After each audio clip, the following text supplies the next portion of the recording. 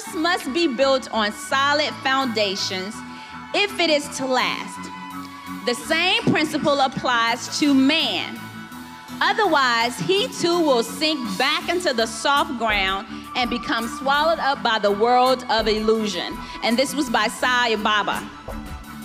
This quote I found at the end of my message. I got like 33 slides, and I know I will not get through all of it. But what God revealed to me, because Dr. A has been talking about the builders. And when you build, you have to build first the foundation. Okay? So, Dr. A has given us things about where we're going this year. The solid foundation came from Matthew 9, 35, 38. We all know this passage about talking about the compassion of Jesus, where he was teaching people out there, and then he looked out there and he realized that, hey, there's a lot of work to be done, and there's not a lot of people to do it. I have compassion for these people. Something is going on. Something is going on that has to be fixed. We need to do something about this. And so to me, I believe this is what he saw. This is what he saw. He saw pain. Why did he see pain? Because remember, he can see into the future. He knows his people will soon start having midlife crisis. He knows there's going to be some weak, vulnerable, head-knocking, head-banging moments. And we've got to have people in place to heal and to take care of these people, or it's going to get rough. Amen? So, why was this midlife crisis happening? Why? Why were the people walking around and not knowing who they were and what they were doing, but they were looking to follow somebody? Why? In this day, those things are still happening for these reasons here. Life, our ancestors, which is our genealogy of our background of where we came from, mama, daddy, auntie, uncle, our spouses, the right spouse, the wrong spouse, who knows, our jobs, social media, all of these things today causes midlife crisis. All of these things today cause some point in somebody's life a meltdown, a breakdown in communications, a breakdown mentally to where they think they are losing their minds. And so this is how I began. Because as I'm thinking, like, Lord, you told us from Dr. A that this year was the year of the builders, right? We're supposed to be building. We're going to build the church. We're going to build our families. We're going to build our businesses. We're going to build ourselves. But as I began to think about the building process, and then it helps me relate to this because we're now building our new home. So in understanding the process of building things, you first have to start with a plan. And with that plan, before you begin, you've got to have a solid foundation. When it is your time to stand here, will you have the confidence to say, I know who I am and what I'm supposed to do? I may not flow like Doc A or Doc C or Tony or Cam or whoever, but it's my style, it's my gifting. I don't look like the average first lady. I don't care to. Because we're all created differently. And the women that I have to reach may not go for the high life and the high profile of those who've been called to get in the trenches and dig the dirt.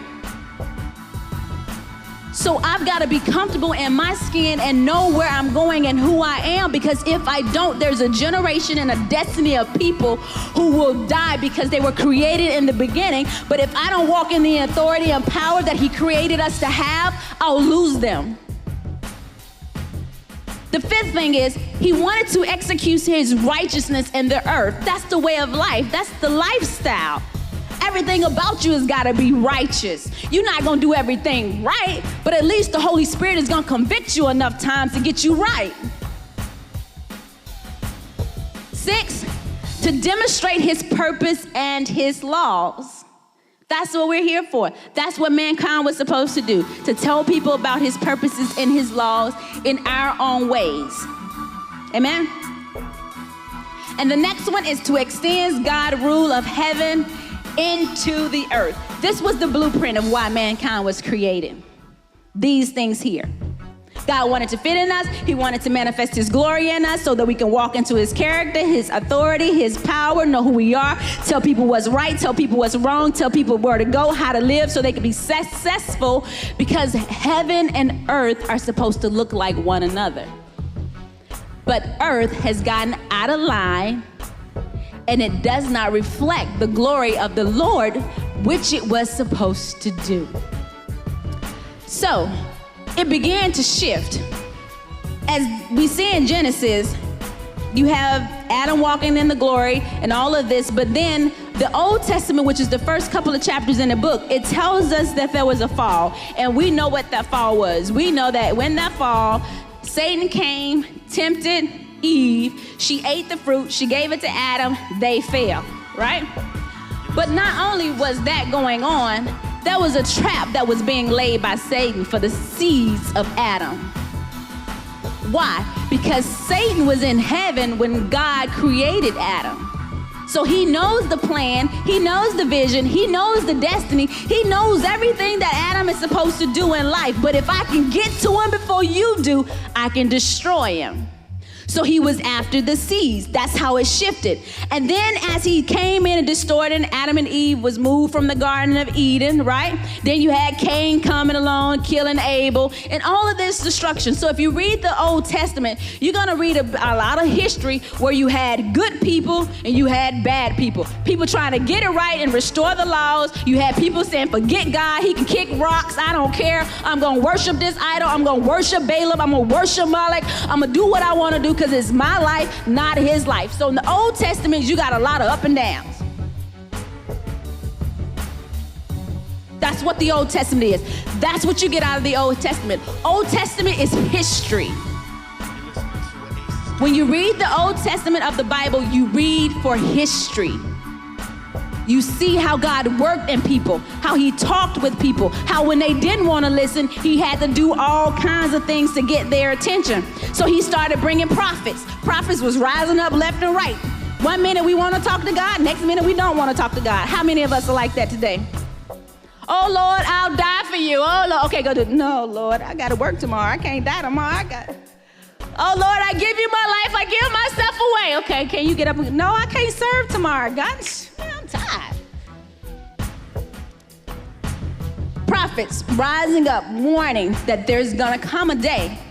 Although we're lost now in the Old Testament, there's coming a day. There's coming a day when we're going to be saved. There's coming a day when all hope that's lost not going to be lost. You won't be suffering this midlife crisis. Stop having these wild orgies. Stop doing it. Stop doing it. It's wrong. There's coming a day. Stop tearing down the men. Stop trying to trap them. Stop having the women coming after them and getting their attention, getting them sidetracked, because the men had the hearts. If you read the Old Testament, it was the men, always the men, because the men were the foundation. They were the structure, and so they were coming and being deceived. But David knew. David knew that the men was under attack, and they were being attacked heavy. That the foundational structure and his hope he had was to only stay in God if he was going to succeed as a man. Because the enemies kept rising up and the world kept rising up and everybody kept trying to come against him. And he was like, no matter how much they tear me down, my hope and my trust, my rock God is going to stay in you.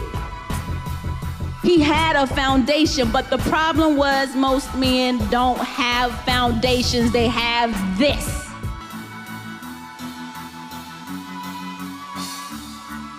They have midlife crisis. It has to be a place and time where women, we stand up and say, not today. Not today.